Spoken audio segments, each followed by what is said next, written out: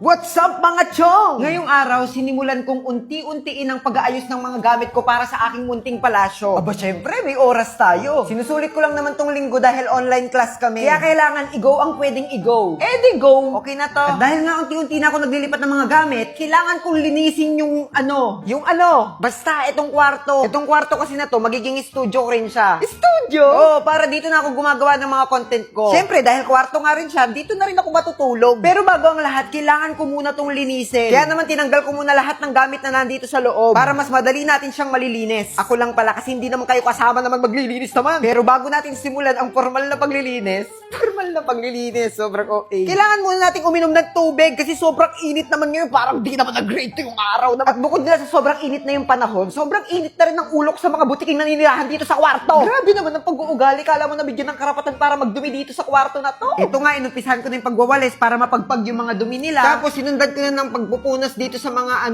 alikabok naman. Paano namang hindi nag-grade 5? Alam niyo, sobrang nakaka-stress maglinis. Pero at the same time, nag-i-enjoy ka pa rin. Uy, sobrang arte mo na. Naiinis sa'yo. Go. Ayan, inayos ko na yung pwedeng ayusin dito sa loob. Okay na to. Alam niyo yung hindi okay? Itong bintana ko mga chong, sobrang dumi. Nakakairita tong mga butiki. Hindi porket mukha akong butiki, welcome na kayong mga butiki dito sa kwarto. In-invite ko ba kayo para magdumi dito? Eto nga't sobrang nahirapan ako sa mga tuyong dumi ng butiki. Kaya ay talaga, pakapagpag ko talaga naiinis. Ngayon alam ko na yung mga hirap ng mga nanay natin kapag naglilinis sila nung bata tayo talaga. Pagkatapos ko magpagpag ng mga kung ano-ano dito sa bahay, pinasundan ko na ng pagpupunas ng basang-basahan dito sa mga sulok-sulok dito para naman talaga matanggal yung alikabok. Grabe, parang puro na pala ako reklamo dito sa video na ito, no? Sige na, bukas na lang ulit. Okay na to. Bakit kasi naging kapatid ko pa yung baklitang yan? Kanina ka pa! Oray! Ano pang tinatanga-tanga mo dyan? Magsaing ka na ron! Maghugas ka ng plato tapos labhan mo na yung mga damit. Linisin mo na tong buong bahay. Magwalis ka, mag-agiw, maglampaso. Yung CR din, linisin mo! Ano yung sinisigaw-sigaw mo? Wala po, Nay. Anong wala? Napaka-OA mo! Paiyak-iyak ka pa dyan! Nagpa-practice lang po ako umacting, Nay. Diyos ko! Acting! Para saan, Aber? Gusto ko po kasing mag-artista, Nay. Artista? Ang taas yata ng pangarap ng gaya mong bading. Hay, nako, Ray! Magtigil ka nga dyan sa ilusyon mo! Hindi para sa'yo ang pag-aartista! Tingnan mo nga yung itsura mo! Madungis ka na nga, bading ka pa! Mahiya ka nga! Ang mga dapat na nag-aartista, yung ganito, yung maganda, makinis, at syempre yung may mga talent. Okay po, Nay. Sige po. Gawin ko na po yung inuutos niyo. Abay, dapat lang! Kaysa tuto nga to, ka dito sa labas at nangangarap ka ng gising! Pakisama sa mga labahin doon. Ay, naku! Kakainis! Bakit kasi naging kapatid ko pa yung baklitang yan? Hayaan mo na. Okay lang yan. Para sa akin, ikaw pa rin ang nag-iisa kong prinsesa. Malamang! Hindi naman magiging prinsesa yung si Ray, no? Hindi naman siya girl kagaya ko. Tama nga naman. Ako na lang palagi nakikita nila. Sa bagay, 3 lang naman kami dito sa bahay. Di ko alam kung malas ba na naging ganito ako. O ganun na lang talaga yung tingin nila sa mga katulad ko.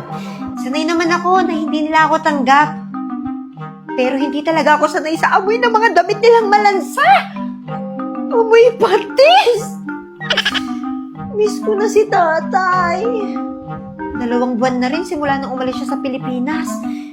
Kumusta na kaya siya doon? Ay, makapaglaban na nga. Thank you, sir.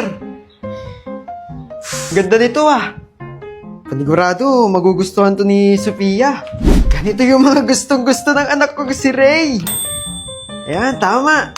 Kapag naipadala ko to sa kanya, panigurado, papansinin na ako noon. Masama pa rin siguro yung loob ni Ray.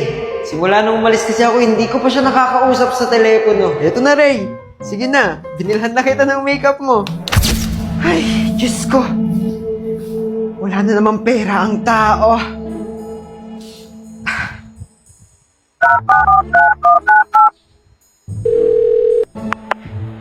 Oh, Lakay! Lakay, napatawag ka. Magpadala ka na ng pera. Wala na kaming bigas dito. Kailangan ko pang magbayad ng kuryente at saka ng tubig. Tapos yung utang kina Esther, mahaba-haba na rin yun. Wala na bang natira dun sa ipinadala ko nung nakaraang buwan? Akala ko ba't nabayaran mo na yung mga utang natin dyan? Lakay! Natanggap ko na yung pinadala mong pera. Pinadala ko na halos yung sahod ko dyan. Gamitin mo na maayos yung pera. Oo naman. Makakaasa ka. Oo, sige. Patayin ko na. May trabaho pa ako. Paldo! Ay!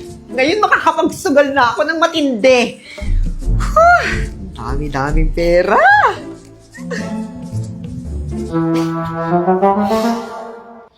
Diyos ko! Ray! Ray! Ano pong nangyari? Wala kang pakialam! Kuhanan mo ako ng tubig doon! Bilisan mo! Sige po. Diyos ko! Talo na naman sa sugal! Dito na nga lang sa scatter, baka makabawi pa. Eto na po yung tubig, Nay. Ay! Malas! Imbis na makabawi, naubos lahat ng pera!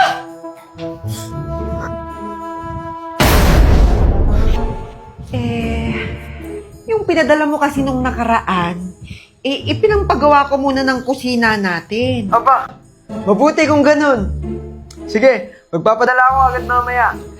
Ay, naku! Salamat naman! Kumusta yung mga bata? Hello, Tay! Ipapadala mo na ba yung mga gift na hinihingi ko? Oo, anak.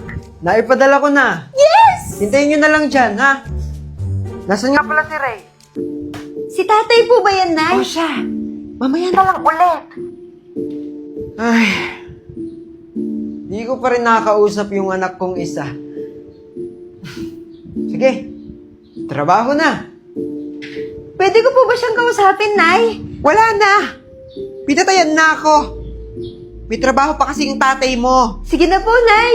Kakausapin ko lang saglit. Paepal ka? Wala na nga. Ano? Ulit-ulit tayo dito? Miss na miss ko na po kasi siya eh. Simula kasi nung umalis siya, hindi ko pa siya nakausap. Kung miss mo si tatay, puntahan mo na lang siya sa ibang bansa. Ninya! Ninya! Ninya! Sino na naman itong tumatawag na to? Nay! Nay! May tao sa labas. Kanina ka pa tinatawag. Sobra naman sa OA. Hala! Nasaan? Nasaan? Mana sa'yo? Kanina ka pa tinatawag yung tao doon. Baka mapaos na talaga yun. Ito na nga ni. Ito na nga ni. Ninya! Ninya! Ay, eto na pala kayo. Badong? Tay? Long time no see. Bakit nandito ka na namang kalbo ka? Di ba sabi ko sa'yo huwag ka pupunta dito sa bahay hanggat hindi tumutubo yung buhok mo? Wala na tayong magagawa. Ganito na talaga to, mahal. Kadiri, kinikilabutan ako sa'yo. Buhok mo, mahal! Anak, ikaw na pala yan. Ganda mo na. Buhok mo, maganda! Psst! Ay, ano ba kasi? Bakit nandito ka na naman? Ano? Pera na naman. Ayun, natumbok mo. Natumbok mo, natumbok mo! Tumbukin ko yung mukha mo eh. Sige na naman. Kahit utang lang muna. Wala! Hindi na ako magpapauto sa'yo, babaerong kalbo ka! Doon ka pupunta! Doon ka humingi sa babae mo! Check! Ay, saan ako hahanap ng pang-inom nito? Tatay ko ba talaga yun? Ay, ewan ko ba? Basta ang alam ko, hindi yung tao. Alien yun. Yes! Hindi mo na kasi siya mahal. Kaya nasasabi mo yan sa kanya. Magtigil! Pangit yung kalbo na yon. Pangit. Pero pinatulan.